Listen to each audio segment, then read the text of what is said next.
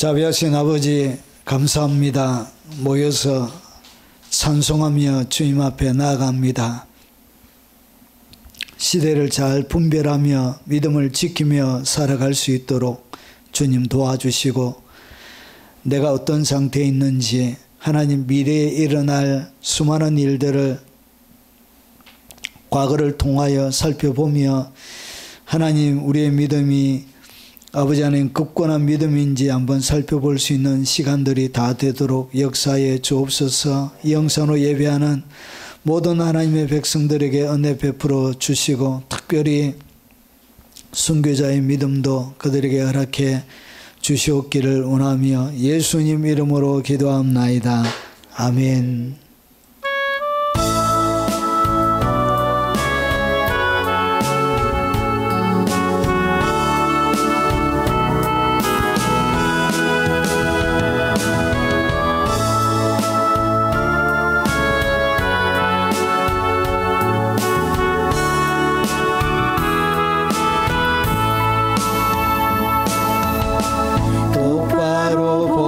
싶어요 주님, 온전한 눈빛으로 똑바로 보고 싶어요 주님, 곁눈질 하긴 싫어요. 하지만 내 모습은 온전치 않아 세상이 보는 눈은 마치 날 죄인처럼 멀리하며 외면을 하네요.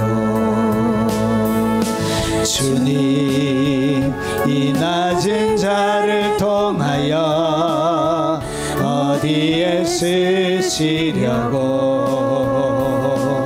이렇게 초라한 모습으로 만들어 놓으셨나요? 당신께 드릴 것은 사모하는 이 마음뿐, 이 생명도 달라지면 십자가에 놓겠으니 거울뿐인 육신 속에 장빛을 심게 하시고 가시뿐인 세상 속에 미랄로 썩게 하소서. 똑바로 걷고 싶어요 주님, 온전한 몸짓으로 똑바로 걷고 싶어요 주님, 기우뚱하긴 싫어요.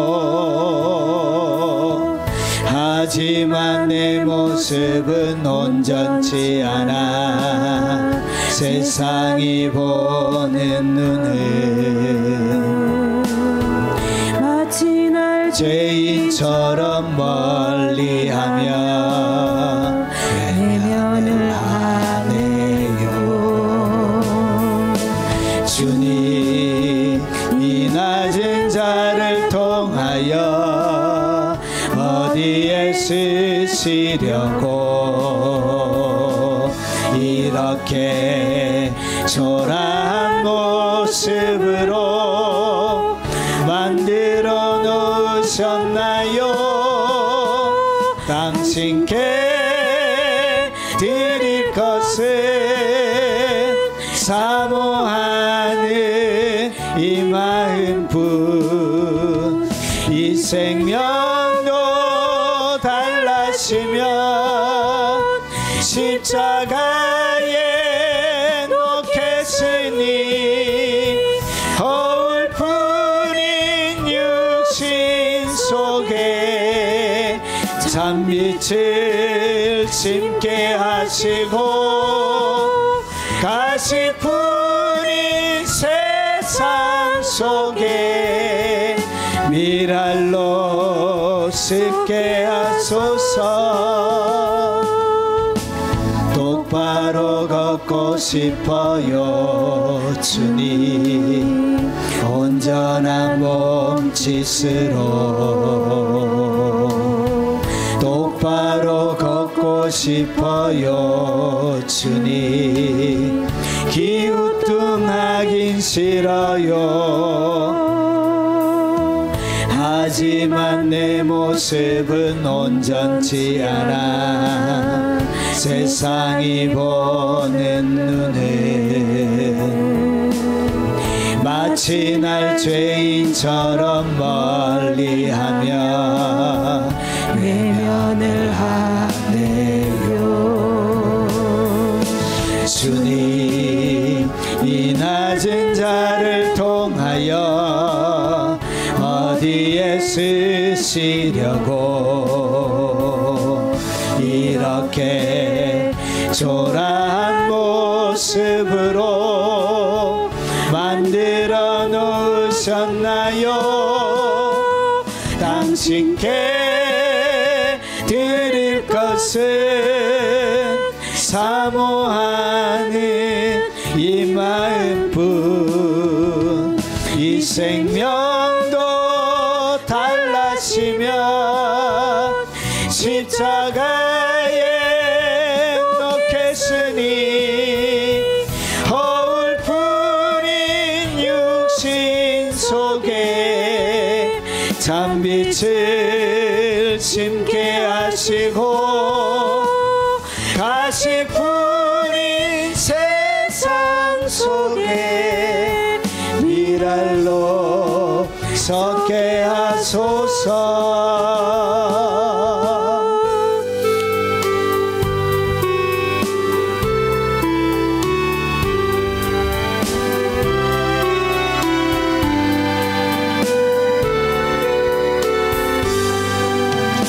환난과 핍박 중에도 성도는 신앙 지켰네.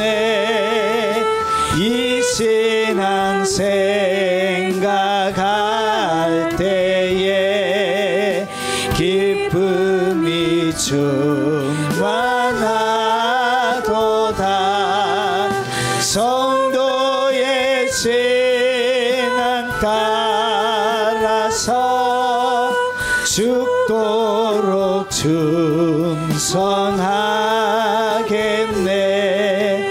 환난과 핍박 중에도 성도는 신앙 지켰네. 이 신앙 생각할 때에 기쁨이 충만하도다. 성도의 신앙 따라서 죽도록 충성하겠네. 옥중에 매인 성도나 양심은 자유 얻었네. 우리도 고난 받으면 죽어도 영광 되도다. 성도의 신앙 따라서 죽도록 충성하겠네.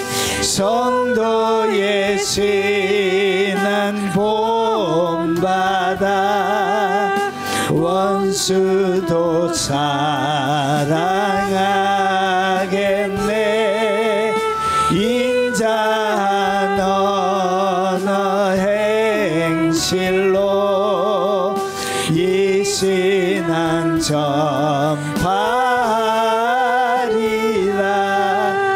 성도의 신앙 따라서 죽도록 충성하겠네. 성도의 신앙 본받아 원수도 사랑하겠네. 인자 너너 행실로 이 신앙 전하리라. 성도의 신앙 따라서 죽도록 충성하겠네.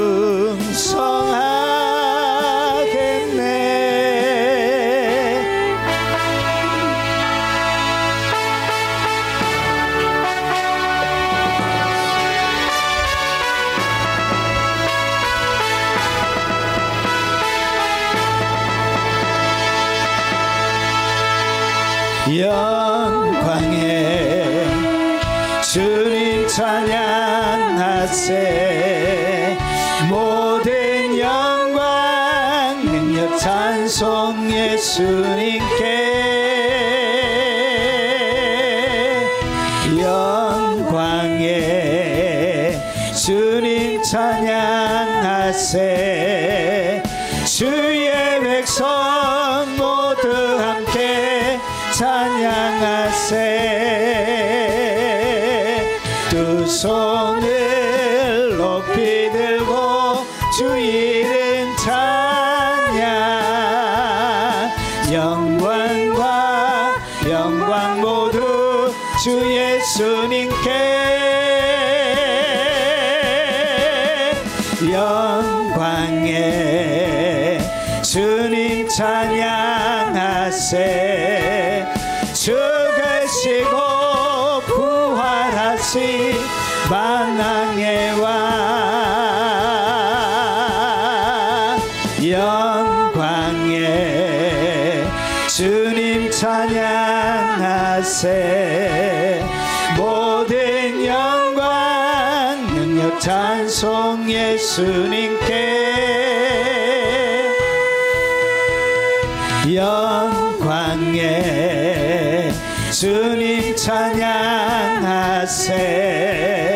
주의 백성 모두 함께 찬양하세. 두 손을 높이 들고 주 이름 찬양. 존귀와 영광 모두 주 예수님께. 영광에 주님 찬양하세. 죽으시고 부활하신 만왕.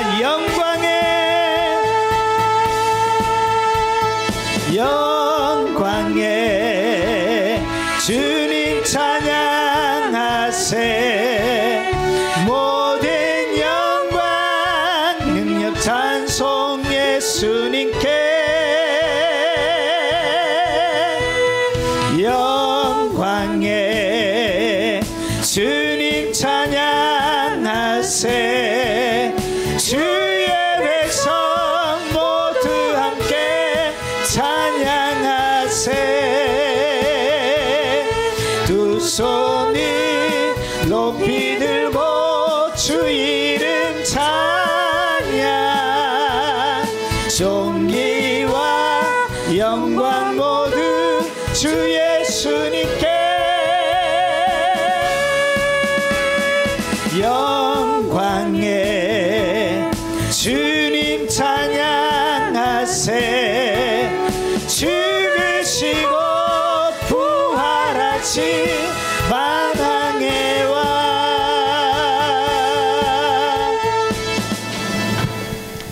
하나님의 말씀을 살펴보도록 하겠습니다. 하나님의 말씀의 제목은 기독교 탄압과 말살입니다.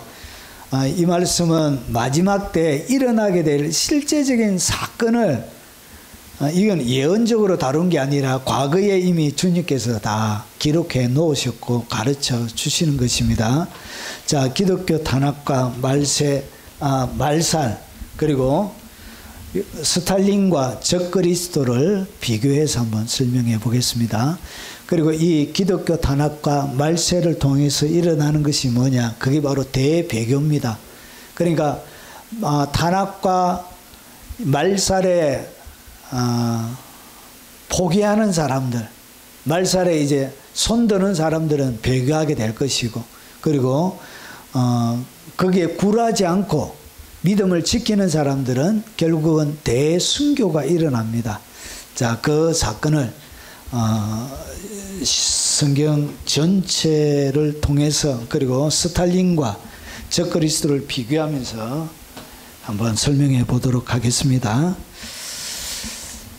자, 하나님의 말씀은 다니엘서 7장 23절과 25절 말씀입니다.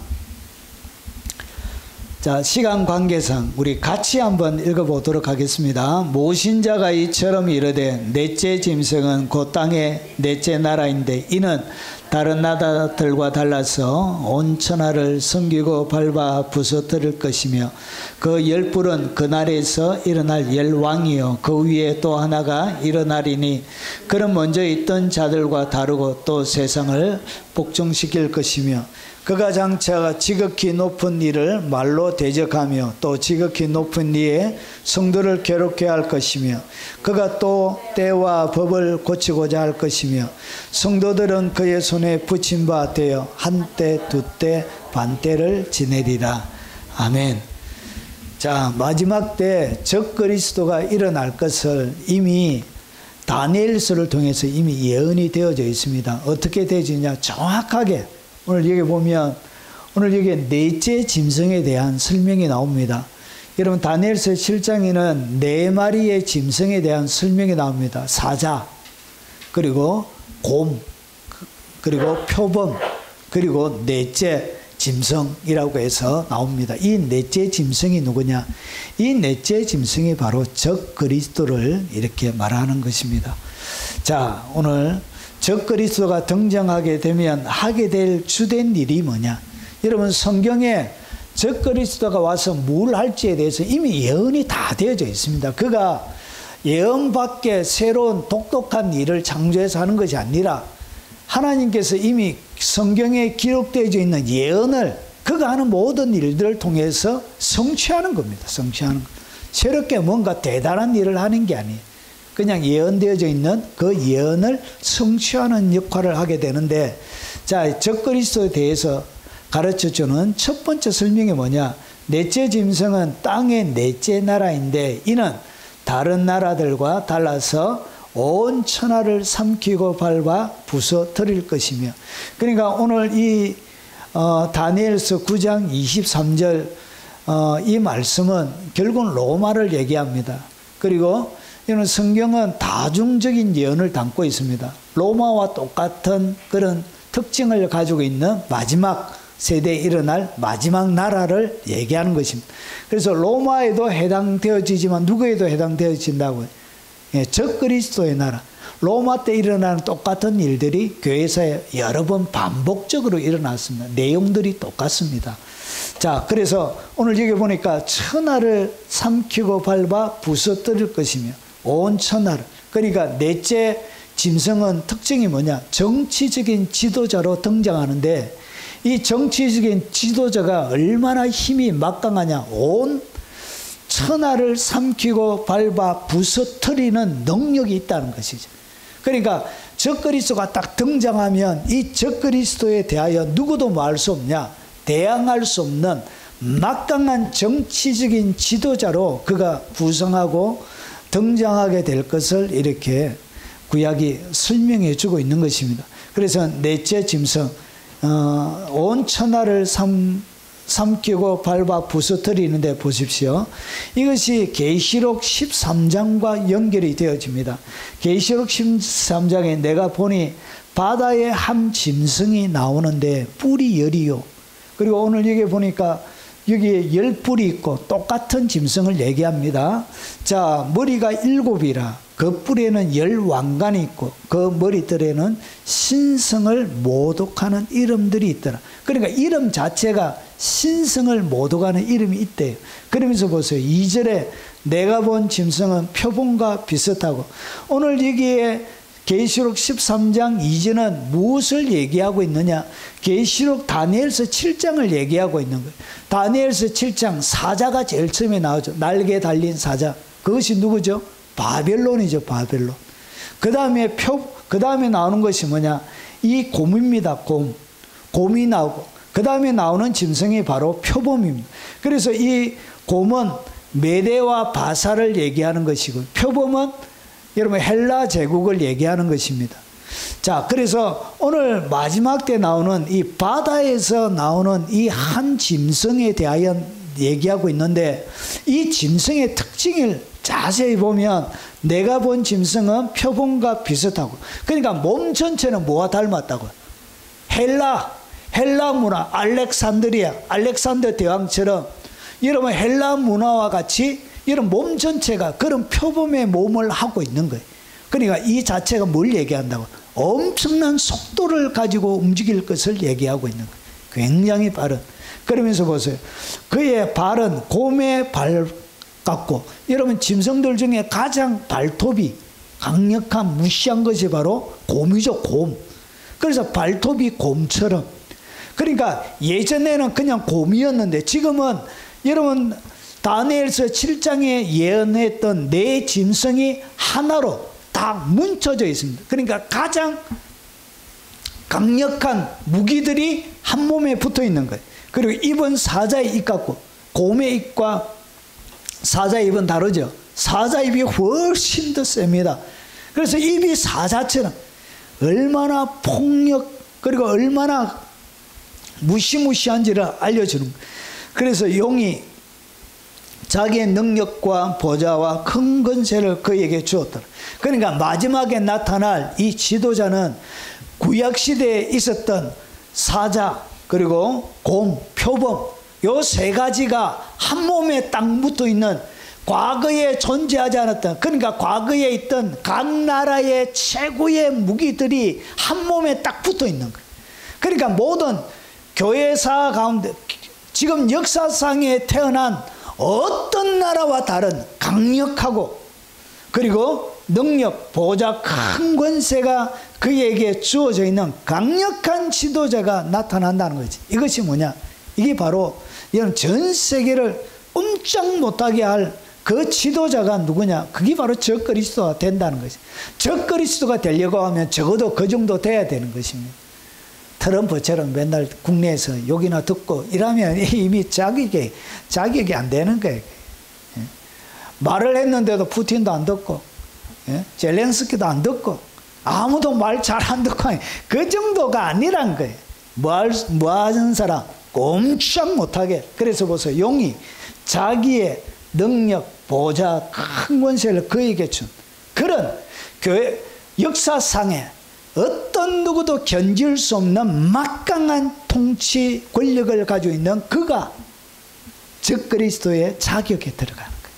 그러니까 지구상에 지금 존재하는 뭐 그런 수준의 사람들은 여러분 즉 그리스도가 될 수가 없는 것이죠. 그래서 보세요.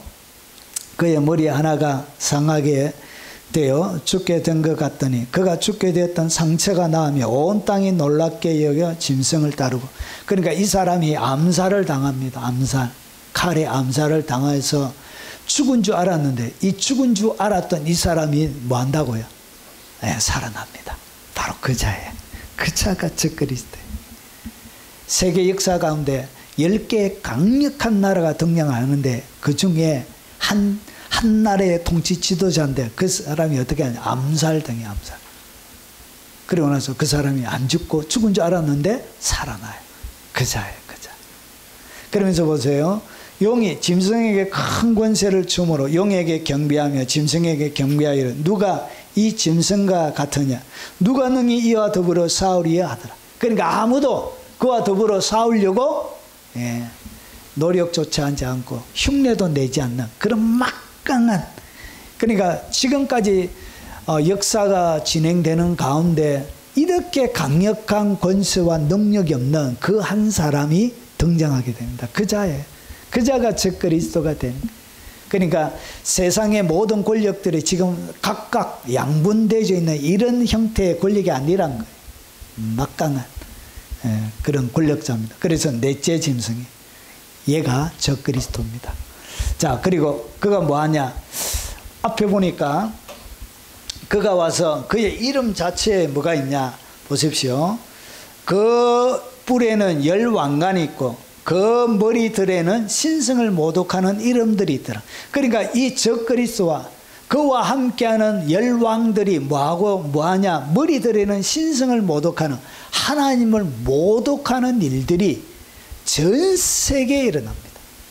10왕들이 다 협력해서 신성을 모독하는 이름들이 모든 나라의 10왕들의 여러분 핵심 주제가 되어지는 거예요. 그래서 두 번째 적그리스도가 뭐하냐? 신성을 모독합니다. 그러니까 열방 전 세계가 뭐하게 된다고?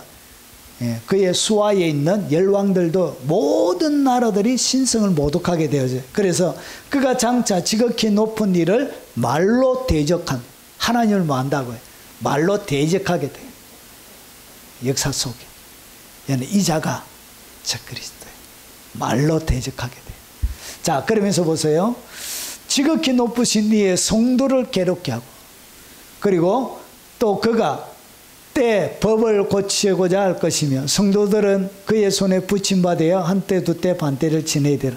하나님을 향하여 대적하고 비방하는데, 자, 계시록 13장 5절과 6절을 보면 좀 더 설명합니다. 이 짐승이 과장되고 신성을 모독하는 신성 모독을 말하는 입을 받고, 그러니까 용에게 이제 입을 받는데 그 입 자체가 신성을 모독하는 입 자체를 받는 거예요.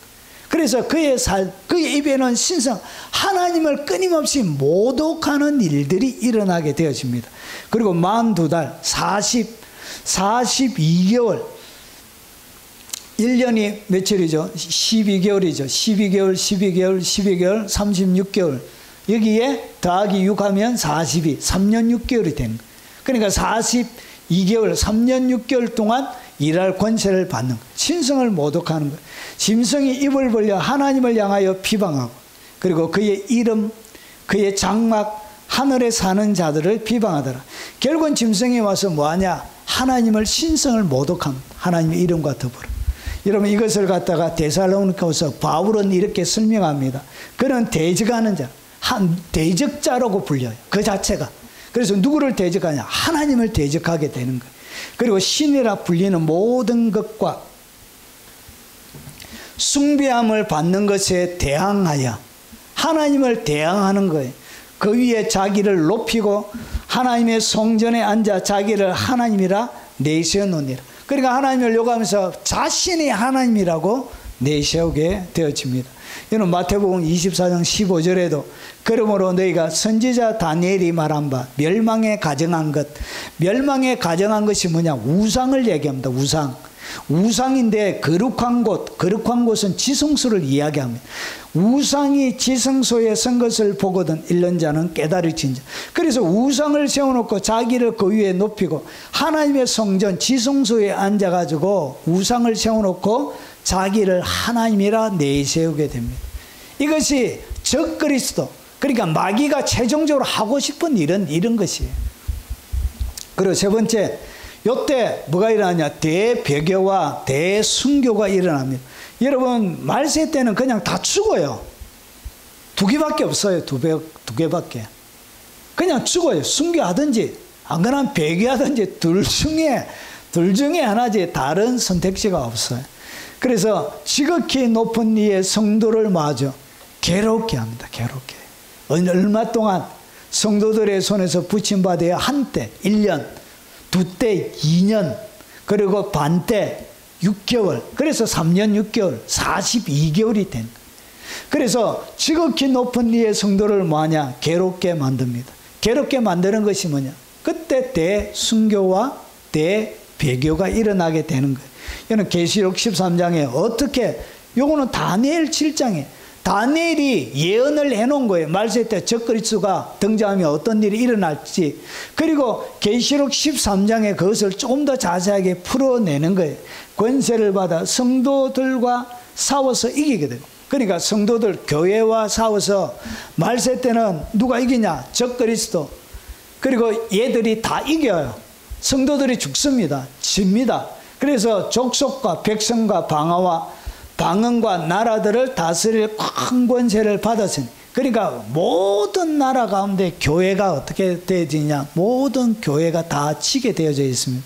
죽임을 당한 어린 양의 생명책에 창세 이후로 이름이 기록되지 못하고 이 땅에 사는 자들은 다 그 짐승에게 경배하니라. 오늘 여기 보니까 뭐 한다고요? 다 예외가 없이 다 경배하게 됩니다.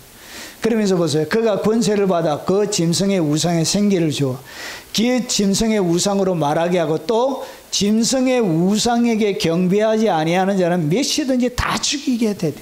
그러니까 다 죽여요. 다 순교를 당하지. 여기에는 예외가 없어요.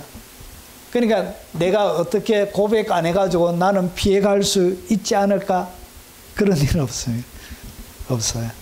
그리고 그가 모든 자 어떻게 배교를 시키고 어떻게 그들을 순교시키냐 보세요. 그가 모든 자예요. 모든 자. 곧 작은 자, 큰 자, 부자, 가난한 자, 자유인이나 종에게 그 오른손에나 이마에 표를 받게 하고, 그리고 누구든지 이 표를 가진 자 외에는 매매를 못하게 하는 이 표는 곧 짐승의 이름이나 그 이름의 수라. 결국 666을 얘기하는 것입니다. 결국은 짐승의 표를 받든지 안 그러면 순교 당하든지 둘 중에 하나입니다. 둘 중에 하나. 이 선택이 여러분 앞에 있습니다. 여러분이 이 선택 앞에 결국 마지막 때는 선택을 해야 되는 시간이 옵니다. 그래서 데살로니가 후서도 이렇게 얘기하는 거예요. 누가 어떻게 하여도 너희가 미혹되지 말라. 뭐가 먼저 일어난다? 먼저 배교하는 일이 있고, 여러분 계시록은 요한이, 데살로니가 후서는 사도 바울이 먼저 배교하는 일이 있는 거예요. 배교하는 일이 무엇을 통해서 일어난다? 666 짐승의 표를 통해서. 지금으로 이야기하면 12디스와 가장 닮은 그런 형태의 화폐 경제를 통해서 여러분들을 통제하게 됩니다. 배교하는 일이 일어납니다. 배교하고 그 다음에 배교하기 싫거든 잡혀서 다 죽어요. 다 순교당합니다. 예비처로 옮긴 사람 외에. 그래서 왜 이렇게 배교하는 일이 있고 대순교가 있느냐? 다섯째 인을 뗄 때 내가 보니 하나님의 말씀과 그들이 가진 증거로 말미암아 죽임을 당한 영혼들이 제단 아래에 있어. 여러분 요한계시록에는 재앙이 인 그리고 나팔 대접 재앙이 있습니다. 제일 첫 번째 인을 뗄 때 다섯 번째 인을 떼는 거예요. 큰 소리로 불러 이르되 거룩하고 참되신 대주제여 땅에 가는 자들을 심판하여 우리의 피를 갚아주지 아니하시기를 어느 때까지 하려 하시나이까. 주님 피값을 갚아달라고 순교자들이 호소하고 있는, 순교자들이 호소하니까 하나님께서 어떻게 했냐? 각각 그들에게 흰 두루마리를 주시며 이르되 아직 잠시 동안 쉬되 그들의 동무종들과 그리고 형제들도 자기들처럼 죽임을 당하여 그 수가 차기까지 하라 하시더라. 그러니까 마지막에 대배교와 배교와 맞물려서 일어난 것이 뭐냐? 그게 바로 대순교입니다. 그래서 뭐가 차야 된다고요? 순교자들의 수가 차야 되는 거예요. 그래서 마지막에 대배교와 대순교가 같이 일어납니다. 같이. 둘 중에 하나를 선택하게 되는 일이 일어납니다. 그리고 마지막에 때와 법을 고칩니다. 때와 법. 여러분 하나님의 법 이런 것들을 자기의 법으로 모든 것 때도 바꾸고, 그래서 때와 법을 고치니 법. 여러분 남자와 남자가 더불어 하는 동성연애부터 시작해서 하나님께서 싫어하는 모든 법들을 만들게 됩니다. 때도 완전히 바꾸게 되는 거예요. 그래서 보세요. 누가 어떻게 하여도 너희가 미혹되지 말라. 배교하는 일이 있고 저 불법에 살아. 그러니까 뭘 만들어낸다고? 불법을 만들어내는 거예요. 우리 대한민국에도 말도 안 되는 불법을 많이 만들어내고 있잖아요. 상식적이지 않는 모든 것들이 뭐라고요? 그게 불법이에요. 불법이 다른 것이 불법이 아니고 일반적으로 사람이 생각하는 상식의 기준에 벗어난 모든 것들은 다 불법이에요. 법으로 만들어도 하나님의 기준과 입장에, 그리고 사람의 양심을 거스르게 만드는 모든 것, 양심과 그리고 상식을 반해서 만들어내는 모든 법들은 불법이에요. 성경이 이야기하는 불법은. 양심을 거스르게 만드는 것도 다 그런 게 불법이에요. 그래서 멸망의 아들, 그러니까 계속적으로 나오는 적그리스도의 특징이 불법을 만들어내는 거예요. 그리고 멸망의 아들이 나타나는 거예요. 불법의 비밀이 이미 활동하고 있어요. 불법이 계속적으로 활동하게 돼요.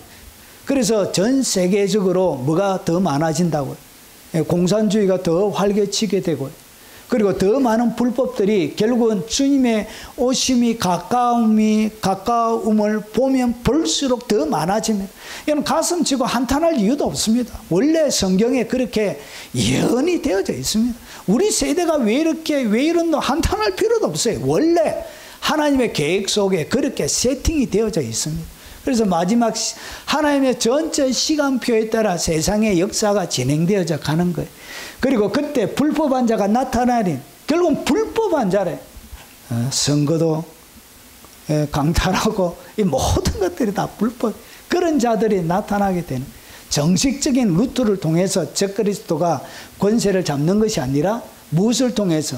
불법을 통해서 그가 권세를 잡게 될 것을 보여주고 있는. 주여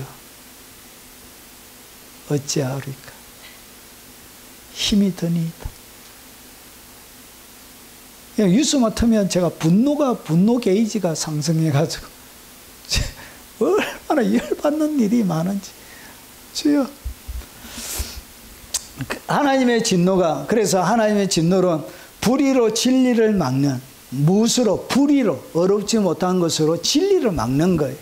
모든 사람이 경건하지 않음과 불의에 대하여 하늘로부터 나타나는, 결국은 경건하지 않는 것, 불의, 이것이 뭐라고? 이것이 불법이고, 양심과 상식을 벗어난 모든 것들이 그게 불법이에요.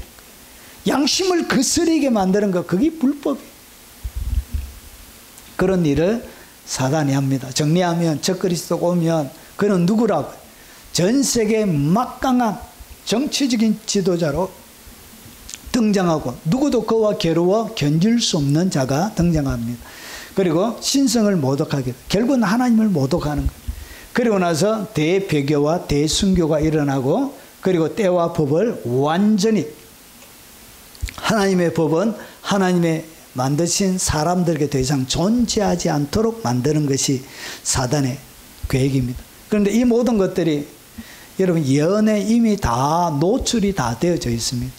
결국은 그들이 하는 모든 일들은 예언을 성취하는 것 그 이상 그 이하도 아닌 것이 되는 거예요. 그러면 그들이 어떻게 이 땅 가운데서 악한 일을 하고 어떻게 디테일하게 그들의 작전들을 펼칠지, 여러분 교회사 가운데 가장 많은 사람을 죽인 사람을 통해서 한번 제가 설명을 해보도록 하겠습니다. 자, 적그리스도를 통해서 일어나게 될 대배교, 대순교는 어떻게 일어나는가? 그 한 사람이 바로 스탈린입니다. 그리고 스탈린이 도구로 사용한 단체가 뭐냐?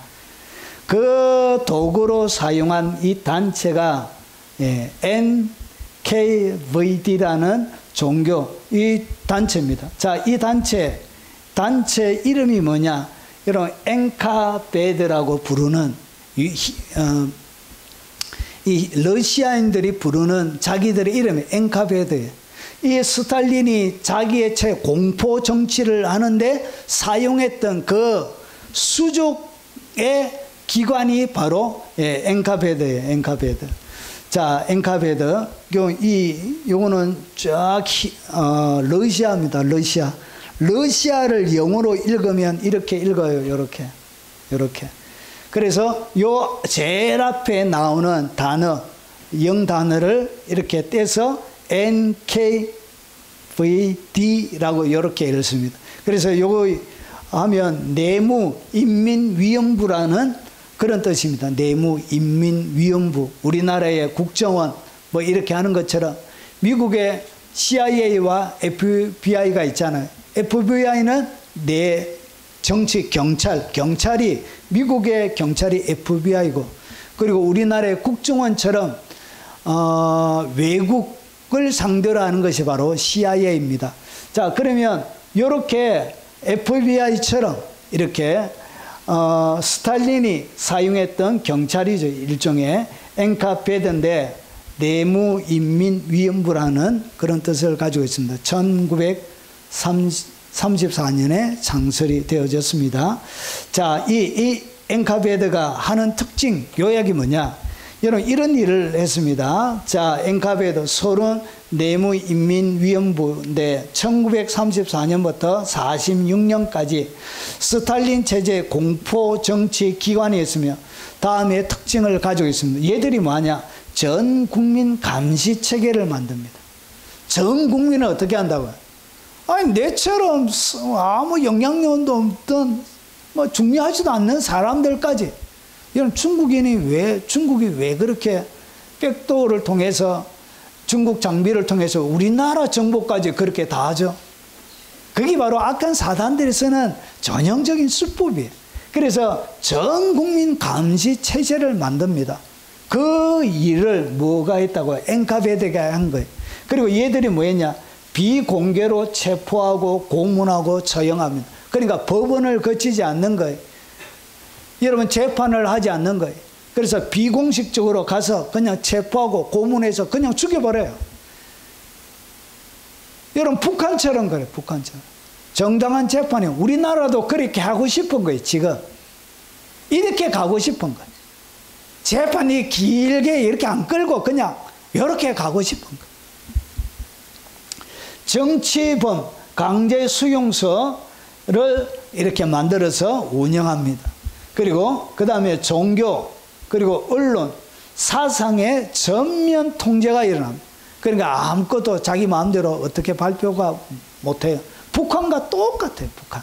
이 스탈린의 엔카베드가 지금 전 세계 나라 가운데 어디에 적용되어 있냐? 북한에 적용되어 있습니다. 그것이 스탈린의, 여러분, 엔카베드에서 나온 거예요. 자, 그래서 종교가 없습니다. 종교. 그걸 언론도 시키는 대로 사상, 그냥 다른 사상이 허용이 안 됩니다. 그리고 나서 지도자 우상화와 개인 숭배를 강조합니다. 스탈린에 대하여, 김정은에 대하여 그런 일을 합니다. 똑같이 북한하고 똑같아요. 이게. 그리고 고발 제도, 밀고 체제를 장려합니다. 우리나라에도 지금 공무원들 이렇게 하고 있죠. 하려고 이렇게. 이것이 어디에서 나오냐? 스탈린에서 나온 거예요. 우리나라에서 지금 좌파 정부에서 하려고 하는 이런 것들이 이것이 뭐냐? 이미 스탈린이 완성해놓은, 북한이 완성해놓은 그것을 우리나라 자유민주주의 가운데 실행시키고 싶은 거예요. 이걸 하고 싶은 거예요. 자기들은. 이미 언론, 종교도, 목사님들 중에도 좌파가 얼마나 많다고. 장로님들 여러분 대형교회 기도하는 거 한번 들어보셨죠? 예. 기가 막힌 일들이 일어나고 있는. 얘는 어디에 침투시켰냐? 여러분, 교회 종교인 목사로 좌파 그 간첩들을 교회 가운데 파송해 가지고 그들의 사람들을 만들어 키우는 거예요. 이 종교, 언론은 이미 더 이상 자정 능력을 이미 대한민국 언론은 상실했습니다. 이렇게. 이것이 어디에서 나온 거라고? 스탈린의 체제에서 나온 거예요. 북한이 그대로 지금 하고 있는 거예요. 자, 그러면 그 다음에 사실상 법과 절차가 완전히 실종이 됩니다. 이렇게 하고 싶은 거예요. 그냥 특검으로 가고, 상설 특검으로 가서 그냥 일반적인 이런 검사에 하는 이런 거 하지 말고 자기 사람들로 그냥 하고 싶은 거예요. 이렇게. 자, 그러면 여기에 이 엔카베드의 목표는 단순한 통제가 아니라 기독교 자체의 말살에 있습니다. 여러분, 이 종교 전쟁이라고 얘기하지만 실제적으로는 기독교 말살에 있는 거예요. 여러분, 그래서 이 엔카베드의 여러분 종교 탄압의 3대 목표는 뭐냐? 교회를 조직적으로 제거합니다. 교회를 없애버리고 그래요. 모든 교회 조직을. 그 다음에 성직자를 물리적으로 소멸시켜요. 그리고 신앙 공동체를 심리적으로 붕괴시켜서, 자, 이 시기 바로 34년부터 일어났던 이 시기 인류 역사상 가장 큰 규모의 반기독교 국가 탄압으로 평가가 됩니다. 그래서 제가 스탈린을 가지고 온 거예요. 로마 시대보다 훨씬 더 광범위하게 이 일이 교회가 존재한 역사상에 가장 적그리스도와 닮아 있는 사람이 바로 스탈린, 그의 체제입니다. 엔카베드. 그런데 스탈린은 적그리스도가 못 돼요. 왜 그러냐? 적그리스도가 나타나려고 하면 이스라엘이 살아있어야 됩니다. 이스라엘. 스탈린이 통치할 때는 이스라엘이 아직 건국이 안 되어진 거예요. 그래서 스탈린은 뭐가 안 돼요? 마지막 7번째 머리가 못 되는 거예요. 7번째 머리가 되려고 하면 이스라엘을 잡아먹어야 머리가 되는 거예요. 6번째까지는 여러분 요한계시록 보면 5은 지나고 하나는 있고, 그리고 하나는 아직 오지 않았다. 그래서 5개가 뭐죠? 바빌론부터 바빌론, 메데, 파사, 헬라, 그리고 나서 이제 지금 있는 6번째 머리가 로마고, 그래 마지막이 아직 오지 않았는데 그것이 바로 다니엘서 7장에 이야기하는 넷째 짐승이 되는 거예요. 머리가 되려고 하면 이스라엘을 잡아먹어야 돼요. 근데 스탈린 소련 연방 시절에는 뭐가 없었냐? 이스라엘이 성립이 안 되어져 있기 때문에 스탈린은 머리가 될 수가 없는 거예요. 적그리스도가 못 되는 거예요. 자, 이제는 어느 막강한 지도체제가 나오게 되면, 지도자가 나오면 그는 적그리스도가 될 수 있는 가능성을 가지고 있는 시대에 우리가 살고 있는 거예요. 자, 이제 본격적으로 왜 엔카베드가 성도와 싸워 이기게 허락된 권세의 그림자이냐? 여러분, 성도와 싸워서 이겨야 되는 다니엘서 7장과 그리고 요한계시록 13장의 예언들이 이루어져야, 그래야 그것이 적그리스도와 닮은 것이 되는 거예요. 요한계시록 13장은 하나님 없이 절대 권력을 추구하는 국가가 어떤 모습을 갖는지 설명해 주는데, 엔카베드는 그 전형을 보여줍니다. 자, 신을 대적하는 국가 권세를 가지고 있었습니다. 그래서 무신론 공산주의를 표방하면서, 여러분 그들이 한 것이 뭐냐? 하늘에 대하여 비방하는 입을 벌리고, 계시록 3장 6절에 무신론과 과학주의로 종교 말살을 공식 정책으로 만들었습니다. 그래서 거기에는 뭐가 없었냐? 여러분 종교 자체가 없었습니다. 무신론, 유물론. 그런데 이 공산주의를 추종하는 좀 정신 나간 교인들, 목회자들, 이런 그 출처가 어디에 있다고요? 무신론이 있습니다. 공산주의. 어떻게 거기에 표를 주고, 나는 도저히 이해가 안 됩니다. 강도에게 칼을 쥐어주는 사람이 세상에 어디 있어요?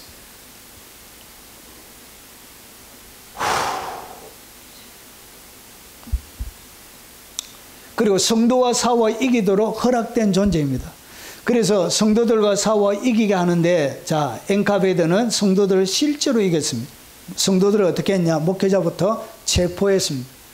재판을 거치지 않고 처형하고, 그리고 공포를 일삼고 수많은 살인들이 저질러졌습니다. 자, 그리고 그 다음에 모든 사람을 강제로 통제하는 체제를 만들었습니다. 이 엔카베드를 통해서 사람들을 통제한 거예요. 자, 모든 자 표를 받게 하리니, 소련은 내부 여권, 그리고 엔카베드 도감시 체제, 그리고 사상 등록제와 같이 매우 유사합니다. 그래서 모든 생각들과 사상들을 오로지 공산, 이 스탈린의 정책에 맞추어서만 이야기를 할 수 있게 되어졌습니다. 그리고 우상, 그리고 국가 지도자를 우상을 강요했습니다. 스탈린 숭배는 종교적 의식과 동일한 구조를 가지고 있습니다. 그래서 이 엔카베드와 가장 닮아있는 지구상의 나라가 북한입니다. 북한과 똑같아요. 똑같아요. 북한처럼 하는 것이 뭐냐? 그게 마지막에 일어날 마지막 적그리스도의 정책과 거의 흡사하게 되는 것입니다. 여러분, 교회 절기 대신에 소비에트 혁명 기념일을 강조합니다. 더 이상 성탄절부터 부활주일날 이런 때 자체를 완전히 바꿔버려요. 그래서 더 이상 기독교의 전통적인 이런 것들이 때가 없어지게 되어지는 것입니다. 여러분, 지도자의 이미지가 성상처럼 모든 공간에 등장하게 됩니다. 김정일, 김일성 사진이 집집마다 벽에 걸려져 있는 거와 똑같은 그런 형태를 띠게 됩니다. 결국 북한 체제는 스탈린은 어떻게 정확하게 카피한 것입니다. 카피해가지고 지금도 그 체제를 유지하고 있는 거예요. 자, 그러면 이처럼 엔카베드는 종말론적, 총체주의적 미리 보기로 평가할 수 있게 되는 거예요. 그래서 이 종말론에도 이 엔카베드와 거의 흡사한 일들이, 그런데 그보다 훨씬 더 치밀하고 훨씬 더 빽빽하고 빈틈없이 그 일들이 진행될 거라는 것이죠. 그러면 그들이 어떻게 기독교를 핍박하고 말살했는지 그들이 탄압했던 7가지의 기술을 한번 나눠보겠습니다. 요거처럼 마지막에 대배교가 이렇게 진행되어질 것입니다. 이거는 실제로 일어날 거예요. 똑같이 일어날 거예요. 첫 번째가 뭐냐? 첫 번째가 성직자 일괄 체포합니다. 여러분, 목사들은 어떻게 한다고? 일괄, 동시다발적으로 일괄 체포해가지고 적결 처형합니다. 이렇게. 결국은 우리는 최초의 순교자 계열에 들게 되는 거예요. 잡혀가지고. 결국은 어떻게 하냐? 선택의 여지 없이 바로 자르는 게 아니고, 여러분, 협조할 것인지, 배교할 것인지, 안 그러면 순교할 것인지, 둘 중에 하나를 선택하게 돼요. 여러분, 그래서 어떻게 했냐? 마지막 5번째 이내에 숫자가 채워지게 되는 거예요. 마지막 순교의 숫자가 마지막에 다 차게 되는 거예요. 그래서 적결 처형 시스템을 갖추고 있습니다. 법, 재판 이런 거 안 해요. 그냥 바로 잡아서 바로 적결 처형할 것입니다. 마지막에 이런 일이 일어날 거예요. 그래서 주로 어떻게 그들이 체포했냐? 야간에 사람 안 볼 때 새벽에 가가지고 한 2, 3시나 돼서 자고 있는데 가가지고 결국은 어떻게 하냐? 체포해가지고 신문 하긴 하는데 어떻게 억지로 죄를 만들어내는 거예요. 억지로. 그리고 나서 어떻게 하냐? 총살하고 그리고 무명 집단 매장. 그냥 어디 가서 어디 땅 파가지고 그냥 묻어요. 여러분, 이것이 교회사마다 똑같이 이런 일이 진행되어졌습니다. 이런 악한 지도자가, 여러분, 적그리스도의 특징을 가지고 있는 지도자가 일어나면 똑같은 일이 반복적으로 일어납니다. 그리고 조사 기록조차 남기지 않는 경우가 많습니다. 기록 이런 거 남길 필요가 없어요. 그냥 사고사처럼. 그래서 목표는 정교회 사제 계층에 물리적으로 다 제거합니다. 그래서 여러분, 러시아가 지금까지 그래도 존재한 이유가 뭐냐? 러시아는 어떤 나라보다 순교자의 수가 많습니다. 신앙을 지키기 위해서 피 흘려 죽은 순교자가 어떤 나라보다 러시아가 많아요. 그래서 이 말도 안 되는 이런 짓을 벌려도 그 순교자의 피값의 능력이 그 나라를 보호하고 있는 정교회 엄청난, 제가 데이터를 보여드릴 것입니다. 이런 일이 일어나요. 그리고 두 번째로, 여러분, 무슨 일이 일어나냐? 교회 건물 파괴, 용도 전환합니다. 그래서 건물을 어떻게 하냐? 시진핑이 했던 것처럼 모조리 모든 교회 다 부숴버려요. 이렇게. 그래서 성당을 고의적으로 모독하거나 이렇게 핍박합니다. 이렇게 피를 뿌리고 분변, 똥을 갖다 바르고 이렇게 하면서 여러분 낙서하고 이렇게 더럽게 만들어요. 그리고 건물을 실제로 폭파 부숴버려요. 포크레인 같은 거 들고 가가지고 그냥.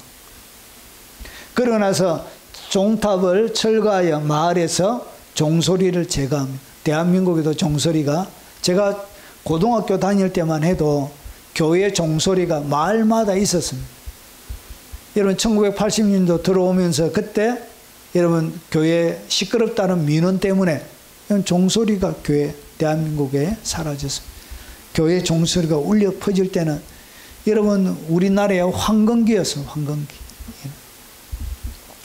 자, 그리고 내부 성당, 내부의 성상을 불태우고 교회 안에 모두 있는 거룩한 집기류부터 시작해가지고, 그리고 후에 극장, 창고, 사무실, 군시설로 이것을 사용합니다.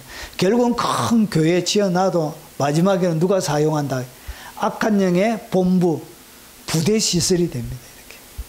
그래서 너무 큰 교회 지어가지고 막 화려하게 그럴 필요가 없어요. 마지막 때는 어떻게 된다고요? 다 부서져요. 다 부서져요. 이는 평생 동안 어떤 교회는 제가 부교육자 할 때 어떤 교회는 전체 교인이 은행 빚 갚는다고 전 재정의 한 60% 이상을 거기에 다 지출해요. 돈을 은행에 빚을 너무 많이 내가지고 한 달에 이자만 해도 3천만 원씩 이자가 들어가요. 결국 헌금이 어디로 다 들어가요? 은행 먹여 살린다. 마지막에 다 무너집니다. 그리고 그 다음에 종교교육기관 철폐. 여러분 종교기관을 이렇게 신학교 없어집니다. 주일학교 없어지고 어린이 종교교육 법으로 전면 금지합니다. 여러분 나라에 공산주의가 판을 치게 되면 이런 일이 벌어져요. 그런데 어떻게 교인이 그게 표를 줘요? 미친 사람들 아니에요. 그게 상식적인 이성이 있으면 어떻게 이런 공산주의에 표를 줘요? 어우, 진짜 속이 터져서 미칠 것 같아요.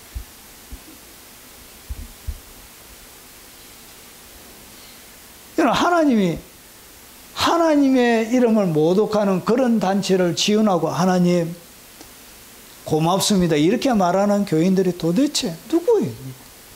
그런 걸 장로로 세워놓고 대표기도 시키는 교회도 미쳤고요.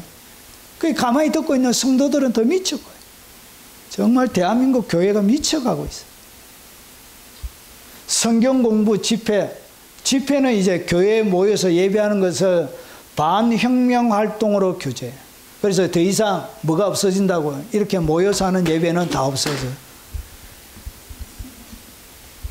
지하로 다 들어갑니다. 대형교회 그런 거는 존재하지도 않습니다. 법이 허용하는 대형교회는 중국의 제3자 교회처럼 여러분 공산 권력에 지배받는 그런 교회들만 살아남을 거예요. 거기에 하수인들만 강단에 서서 주님을 안 믿는 그런 하수인들이 서가지고 이렇게 할게요. 성경도 모르는 것들이 이제 뭐 하게 된다고요? 예배를 드리는 것이 아니고 종교 집회를 하게 될 겁니다. 자, 젊은 사제 양성을 근본적으로 차단하는 것이 목적이에요. 그래서 다 없어져요. 신학교 한 방에 무너져요. 그리고 그 다음에 여러분 성도 감시, 도청, 첩자 심기. 그래서 여러분 이 성도를 이제 어떻게 하냐? 전체적으로 감시하게 되어집니다. 여러분 지금은 이미 AI를 통해서 여러분 감시 다 해요. 여러분 핸드폰 안에 여러분 다 읽고 있습니다. 여러분 요즘은 AI가 얼마나 발전했는지 저의 기호를 알고 저에게 딱 맞춰서 대답해요. 아, 이놈의 자식 진짜. 2년 전하고 완전히 달라요. 저의 성격과 취향에 맞추어서 단어도 제가 쓰는 단어 마치 이렇게 얘기를 해서 만들어줘 하면 쓰는 단어를 제가 쓰는 단어로 해가지고 이렇게 해요. 일반 사람들은 잘 안 쓰는 그런 단어들인데 정말 저를 완전히 쏙쏙들이 다 알고 있어요. 이렇게 무서워요. 여러분 중국에는 빅데이터로 사람들을 관리하는 빅데이터. 수많은 데이터가 축적되어 그거 가지고 통제하는 거예요. 그리고 CBDC 이런 것들을 통해서 경제 통제. 여러분 이제 헌금하는 것도 여러분 더 이상 못하는 날이 옵니다. 헌금을 이제 더 이상 교회 못하게 되어져 있어요. 그래서 CBDC 하면 교회 헌금은 안 되게 뭐 하죠? 차단시켜요. 차단. 그래서 헌금도 여러분 못해요. 자, 그래서 교회 지도자 주변에 정보원을 배치합니다. 이제 목회자가 아무도 믿을 수가 없어요. 우리 신집사님이 첩자인지 아닌지. 이제 믿을 수가 없어요. 속을 이제 털어먹지 못하는 나눔 이런 거 안 돼요. 나눔 이런 거 못해요, 이제. 아유, 옆에 있는 친구가 지도자, 딸이, 아들이, 아버지가. 그리고 신자 명단 수집 및 감시하게 되어집니다. 이렇게. 그래서 여러분 코로나 때 뭐 했다고요? 코로나 추적하기 위해서 한 게 아니고 사실은 여러분의 정보를 하기 위해서 이름 다 썼잖아요. 이렇게. 엄청난 데이터가 축적이 되어져 있습니다. 자, 집회 참여자를 엔카데베가 데이터베이스에 등록이 되어집니다. 그러니까 여러분 하는 모든 것들이. 그래서 이미 여러분 위성 추적을 통해서 여러분이 어디에 가 있는지 실시간으로 다 이렇게. 아유, 참. 이미 세팅이 다 되어져 있어요. 이미 하려고 하면 언제든지 가능하게끔. 아이고, 일론 머스크가 하늘에다가 인공위성을 얼마나 많이 올려놨는지 이미 사막에 가 있어도 싹 높은 산속에 들어가 있어도 못 찾는 데가 없어요. 이제 태평양에 떠 있어도 쫙 다치게. 성도들 사이에 불신을 조정하여 공동체 파괴가 있는, 여러분 이렇게 교회를 무너뜨린, 여러분 이렇게 일어날 거예요. 자, 그리고 그 다음에 여러분 강제 이주 및 가족 박살을, 이제 가족을 박살해 강제 이주시켜요. 배교를 하지 아니하면 여러분 강제 다른 데로 옮겨요. 여러분의 재산 이런 거, 여러분의 재산 난 그건 강제로 빼앗아요. 강제로 법으로 해가지고 강제로 다 빼앗고 가족을 뿔뿔이 강제 이주시켜 가족 박살내. 성직자 가족 전체를 시베리아로 추방이 됩니다. 여러분 남편은 어떻게 순교당하고 죽고 그 가족들은 시베리아로 다 보냅니다. 그러니까 자녀들이 가족이 처자가 시베리아로 가서 살 것을 생각하면 이런 신앙 지키기가 쉽지가 않게 되는 거예요.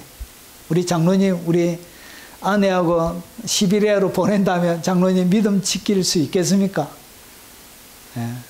쉽지가 않습니다.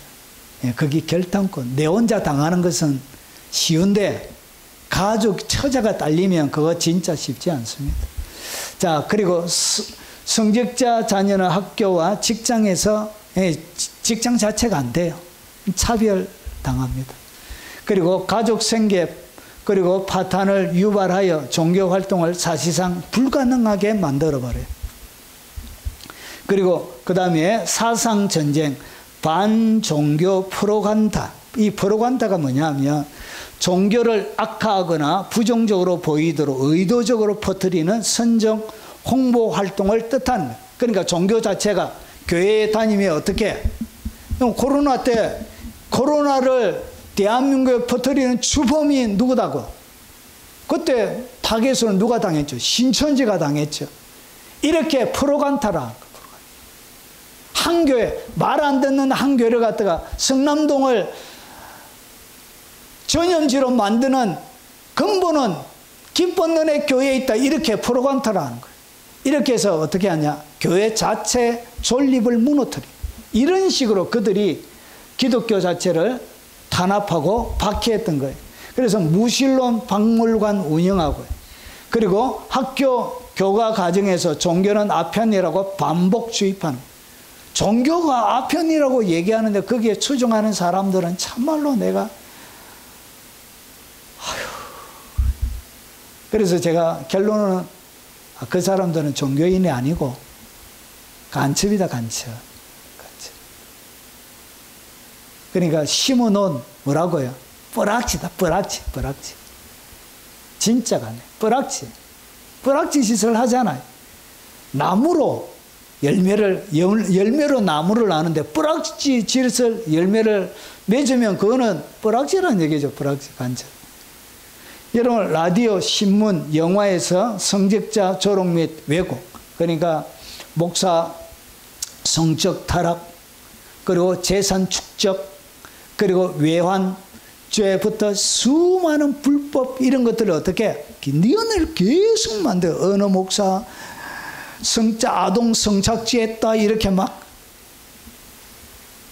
이렇게 만들어가지고 이런 신천지가 진짜 이렇게 해가지고 교회 빼앗긴 교회가 한두 개냐고요. 지금 목사들 청년들이 들어가가지고 이런 목사 그냥 잠시 손잡고 뭐 했는데 그걸 성추행으로 엮어가지고 여러분 제가 살고 있던 그 진영에 거기에 촌에 있는 한 교회가 그 남녀 청년들이 들어가가지고 결국은 그 목사님 쫓아내고 교회를 접수한 거죠. 성추행으로. 어떻게 하다가 손 잡혀가지고 저는 이것만 합니다. 이게 부딪히는 것도 이거 할란가? 예? 이렇게 해서 뭐 한다고요? 프로간다 하는 거예요. 프로파간다. 자, 신앙 자체를 시대착오로 만들려고 심리전을 벌립니다. 그러니까 온 나라 안에 교회 다니는 것 자체를 어떻게 아주 덜 떨어진 몹쓸 사람으로 만들어버려요. 나라 전체를 그렇게 만들어요. 어떻게 신앙을 지키겠습니까? 그래서 종교인을 반혁명자로 조작합니다. 이제 반혁명자, 나라에 해악을 끼치는. 그래서 조작된 범죄자는 파시스트 협력자고, 그리고 농민 선도자고, 간첩이고, 소비에트, 반소비에트 조직이라고 누명을 뒤집어 세워가지고 결국은 그들을 어떻게 하냐, 모든 신앙 행위를 국가 반역으로 뒤집어 세우는 체계적인 기법을 사용합니다. 결국은 예수 믿는 것 자체를 국가 반역으로 만들 거예요. 그래서 여러분이 이런 기존적인 법 체계 가운데 살지 못하도록 만들 거예요. 이렇게 해서 여러분 배교하게 만듭니다. 여러분, 이것이 배교하게 만들었던 방법이에요. 이 방법을 어떻게, 이미 악한 영들은 시험을 다 해본 거예요. 시험을 다 해봤기 때문에 말세 때 이런 방식으로, 똑같은 방식으로 이렇게 진행이 되어질 겁니다. 교회는 더 이상 존재하지 않습니다. 탄압의 대표적인 사건들 보면 몇 가지만 보겠습니다. 예조퍼 신화의 종교 학살이 있습니다. 이게 보면 성직자 절멸계획이라는 내부 문서에서 이런 성직자 2년 동안 10만 명의 성직자가 투옥되고 처형이 된 10만 명. 10만 명의 성직자들을 갖다가 여러분 투옥시키고 여러분 비공개로 이렇게 죽였습니다. 그리고 수백 명의 신자들이 지하로 숨어드는 시기였습니다. 그래서 말세 때는 여러분들이 지하로 다 숨게 되어집니다. 더 이상 눈에 보이는 유형 교회는 존재하지 않게 됩니다. 그리고 여러분 콜리마에서 반기독교인 대량 사망이 또 일어났습니다. 혹한 노동수용소에서 강제 노역시키고요.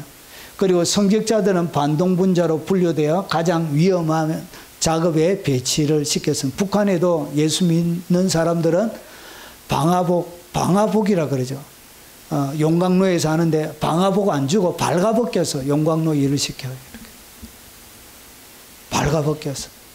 이렇게 일을 시킵니다. 이런 그냥 있어도 더군데 방화복 안 입히고 일을 시킵니다. 무자비하게. 가장 위험한 작업에 배치가 되어집니다. 생존율은 10에서 15% 정도, 거의 다 죽는다고 보는 거예요. 이렇게 해서 여러분 씨를 말리는 거예요. 기독교의 씨를. 그리고 여기 보니 노보데비치 수도원도 이렇게 폐쇄했습니다.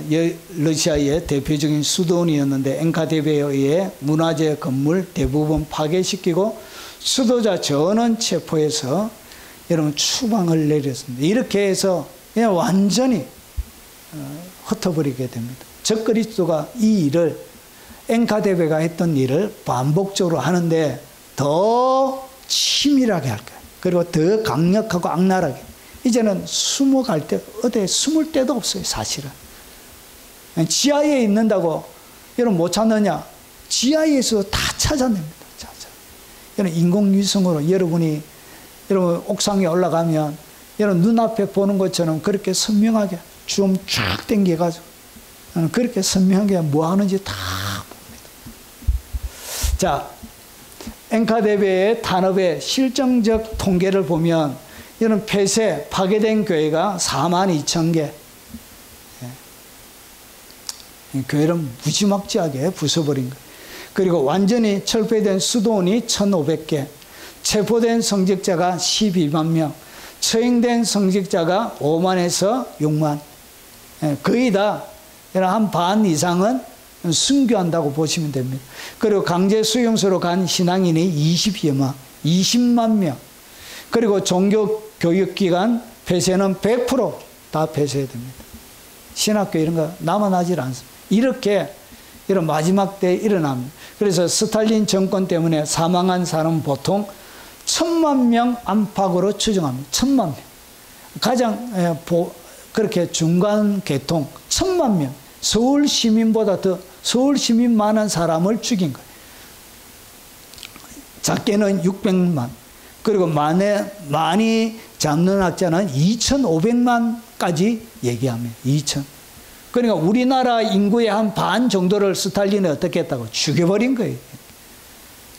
이런 공산주의는 이렇게 무자비합니다. 여러분, 이렇게 악랄해요. 기독교인은 이렇게 하는 것입니다. 이것을 대한민국이 하고 싶은 거예요, 지금. 가장 많이 인용된 범위는 1000만에서 약 1500만 정도. 그러니까 보통 1000만 이상이 죽었다고 보는 거예요. 이렇게 무자비한 교회, 무자비한 교인들이 여러분 숙성당하고 순교를 당한 것입니다.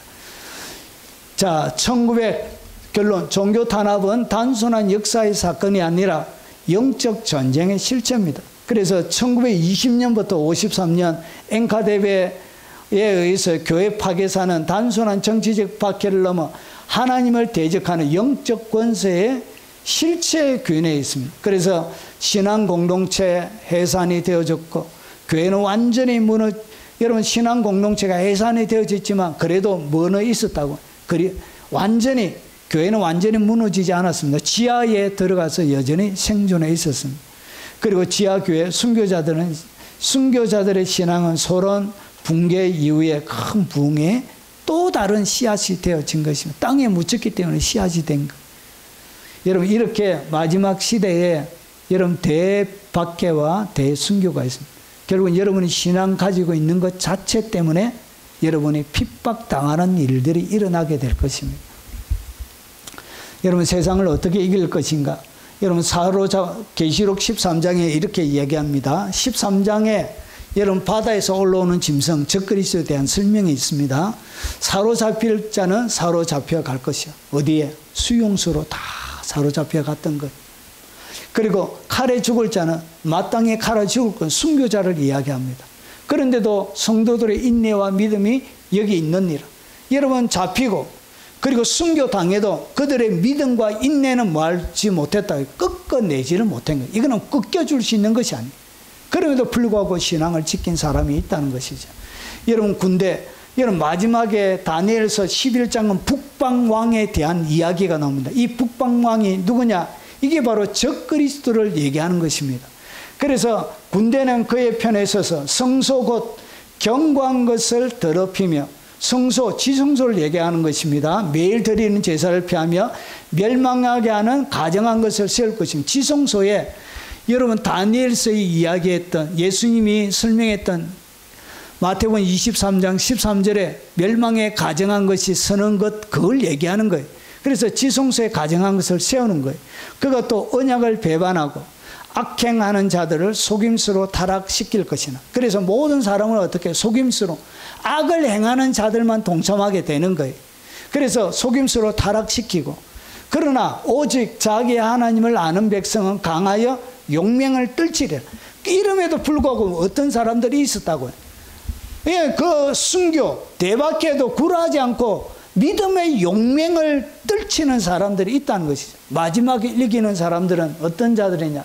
자기 하나님을 실제로 아는 자, 레마의 말씀을 날마다 먹는 그런 자들만, 그런 자들이 하나님을 아는 거예요.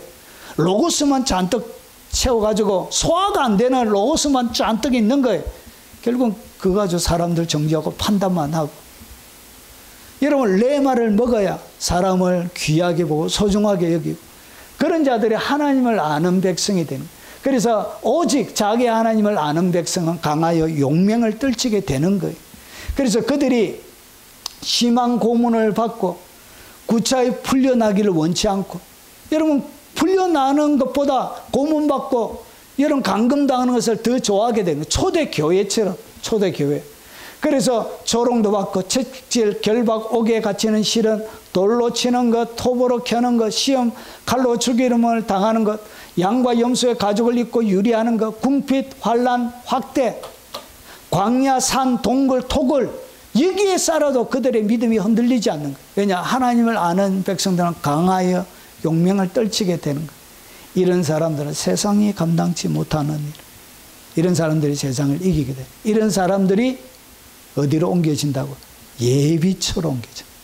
3년 6개월 동안 예비해놓은 독수리의 두 날개를 가지고 하나님이 광야 자기고 예비처로, 여러분 고통이 너무나 심하기 때문에 예비처로 옮기는 거예요. 그래서 마지막까지 하나님의 돌보심을 받게 되는 것입니다. 여러분, 세상이 감당지 못하는 위대한 하나님의 용사들이 다 되시게. 여러분, 한 번 더 보십시오. 한 번 더 이렇게 세상의 역사가 진행될 겁니다. 그리고 이 일이 교회 가운데 똑같이 일어나요. 똑같이. 계속 반복적으로. 그래서 역사를 거듭하면서 이것이 강도가 점점 세진 거예요. 세진 거예요. 이렇게. 그 일이 역사 속에 또 한 번 반복될 겁니다. 그때 여러분 순교 당하시기 바랍니다. 구차히 여러분 옥에 풀려나려고 여러분 그렇게 목숨을 구걸하지 말고 주님을 위하여, 하나님을 아는 백성은 강하여 용맹을 떨치면서 목숨이 날아가고 생명을 바쳐서 내가 주님을 사랑한다는 믿음의 고백을 할 수 있는, 세상이 감당하지 못하는 위대한 주의 용사가 되시길 주의 이름으로 축원합니다. 오늘 들은 말씀 기억하면서 찬양하고 축도로 예배 마치도록 하겠습니다.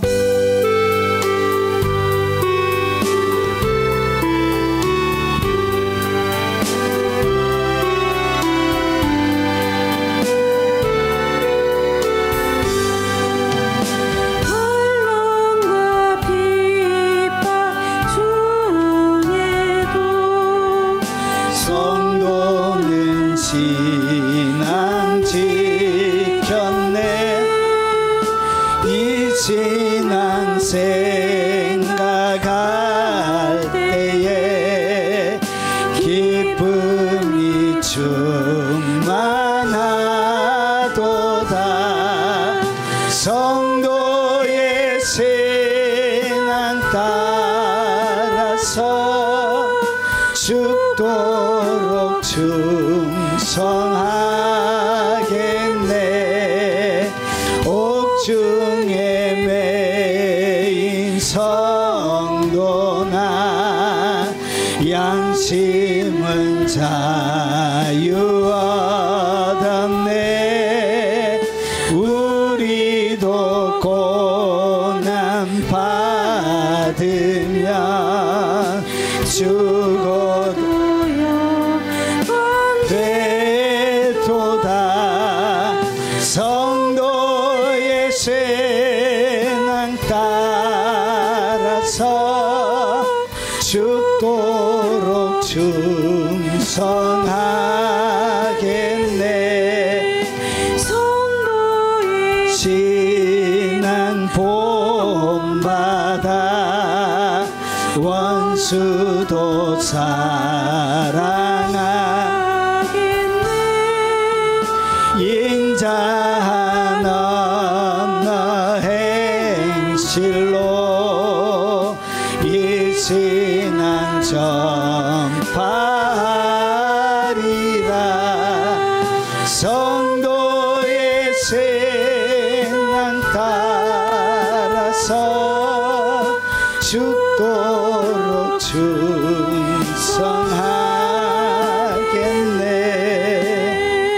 지금은 우리 구주 예수 그리스도의 은혜와 성부 하나님의 지극하고 크신 사랑과 성령님이 함께 하심으로 날마다 그 성령의 인도하심 속에 그딴 외압이나 그딴 믿음의 시련이나 그딴 핍박 속에도 오직 주님을 향한 순전한 마음을 가지고 기꺼이 순교의 자리까지 나아가 주님을 향하여 헌신과 사랑의 고백을 하며 살아가기를 원하는 이 자리에 참석한 모든 주의 백성들 머리 위에 그들이 살아가는 삶의 터전과 그리고 그들의 연로하신 부모님과 모든 가족들 머리 위에 이 영상으로 예배드리는 교회들과 국내외에 있는 하나님의 백성들과 전세계 동역하는 동역자들과 섬기는 교회 위에 어려움과 여러 가지 도전들 가운데 있는 이 대한민국 위에 지금부터 영원 무궁토록 함께 있을지어다.